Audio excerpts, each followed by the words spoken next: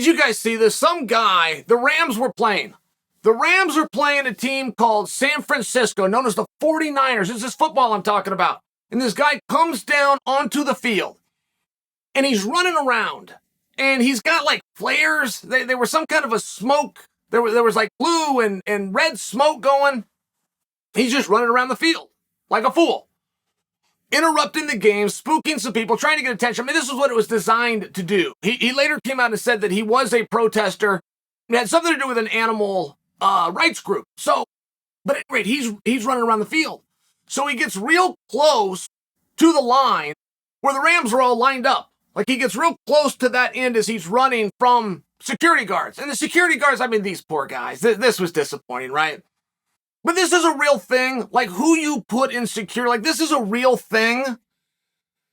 And this one poor guy, he's running after him. He's got no cardio. He goes down. People are speculating, at least online, that he tore his ACL, the security. You just see the security guard in the background. It's one of those spots. But it's relevant. I don't say it to tease them. It's relevant because one of the Rams did what he's trained to do, which is to tackle somebody who's running up a football field. So the guy gets right over by the line where all the Rams, there's like 80 Rams there, and they're all standing doing nothing. And one guy finally steps in and he stops him, and security gets on top of the guy, carries him away. The guy is now filing assault charges. Now, if you know how the law works, he has a very good chance of winning something here. From a civil standpoint, he won't get assault charges. Like the DA is not going to step in but he has a very good chance. And you guys have heard about this, particularly in California, right? Like it's an old one from the 80s, but the law is still in the books where a burglar goes to a guy's house to rob him. He's on top of the roof trying to break into the house, and he falls through the skylight. He falls through the skylight. The homeowners are home. They're absolutely scared to death. And that person sued them because they didn't have a warning on the skylight. They needed to have some kind of a sticker or marking that said, you could fall through this. Glass breakable. And he won. So you got these weird laws out there. But let's set that aside just for a moment. Like let's set aside the silliness of whatever the laws might be. And let me just ask you this question. How did he think that was going to end? When he came onto the field and he trespassed, when he started up these flares, when he began to run, did he believe he was going to get to an exit and jump in an Uber and go home? Is that what he thought? Because reasonable expectation is always involved in a legal case. Did he have a reasonable expectation that he was going to outrun all of the security, get to an exit safely, and never once be forced to the ground and handcuffed? And at what point can the Ram step in? I mean, you wouldn't have a problem here if the security guard took him down. If the security guard tackled him and took him down, you would not have a problem here. Because it was one of the players, because the security was failing to reach him, this is where his argument comes from. And I'm still just wondering if that isn't what he thought was going to happen. Hundreds of people on the field, right? 80 players on both teams, and then you got security all over the building. All they got to do is get down there. Not to mention you're not going to go up and disappear into the crowd of 60,000 fans who are now furious with you for delaying the game. I just want, how did you think, how did you reasonably expect that was going to end?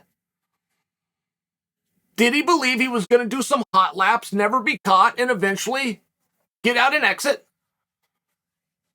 Get over to Twitter, Instagram, and let the world know what he did? Or did he think it was much more likely and even probable that somebody was going to get a hold of him, take him to the ground, cuff him, and take him away? I don't know the answer to that. Like, I don't know how crazy people's minds work. I also don't know how a coward's mind works. I couldn't imagine going into a situation where I'm clearly at fault, something I know I'm not supposed to do, that I know there will be repercussions for. All people know is I'm a madman. They don't know how level of crime. They don't know if I got a gun, if I got it. They don't know anything because I'm hiding it behind smoke and flares. And I would have to have a reasonable expectation that me versus 60,000, I'm probably coming in second on that one. And if all that I had to do was be knocked down by a guy covered in Kevlar, who I ran right past, presumably holding a weapon. I don't really know a lot about flares. I have them in the trunk of my car. I've never used them. I don't actually know a lot about flares with the sparks in the side. I don't know. I don't know if that's deemed a weapon. How did he think that that was going to end?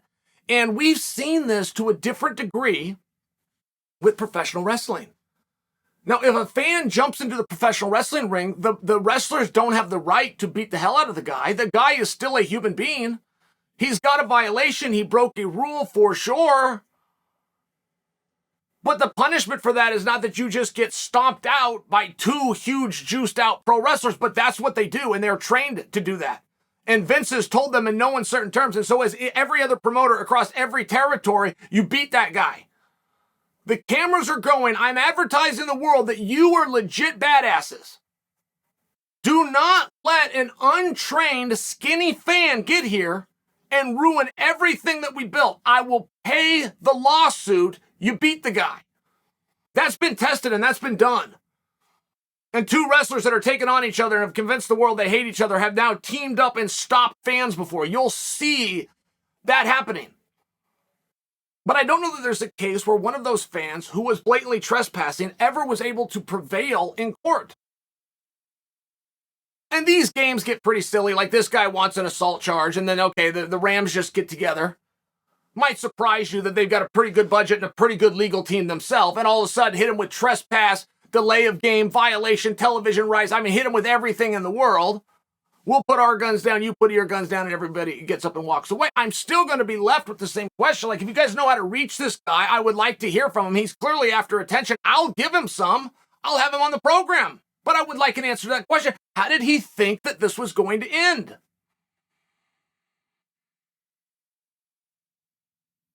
Were you ever a little kid and your mom's looking for you? You're not supposed to do so. Someone's looking for you. So to get away, to escape that person, you closed your eyes. Did you ever do that?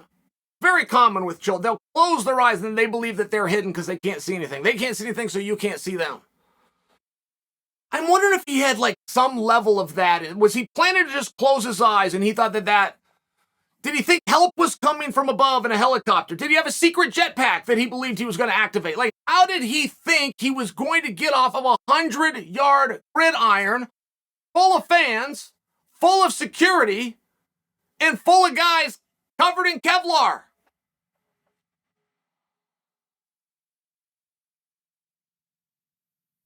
And why they got security guards that can't run? I mean, not for nothing. You got the poor security guard blew out his. I mean, it's a flat field. This wasn't a cornfield. This wasn't a pumpkin patch. This is a flat surface. The guy got like 20 steps. I mean, this guy's slow as molasses going uphill, and then he goes down. They think he tore his ACL. I mean, there's a lot to see in this video. I'm not passing judgment. I'm just bringing it to you, and I'm asking, did you see it? And what do you think the guy thought he was going to be able to do at the end?